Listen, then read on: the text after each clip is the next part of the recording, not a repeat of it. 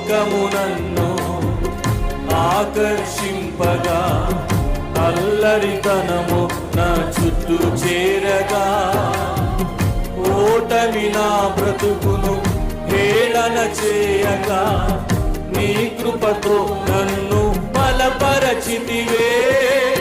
ఇంతగా నన్ను హెచ్చించుటకు ఏ పాటి వాడను యేసయ్యా. ఇంతగా నన్ను హెచ్చించుటకు ఏ పాటి వాడను యేసయ్యా. నీ కృపకు ఎల్లప్పుడు కృతజ్ఞుడను, నీ కృపకు ఎల్లప్పుడు కృతజ్ఞుడను. పాడదాం. కృపయే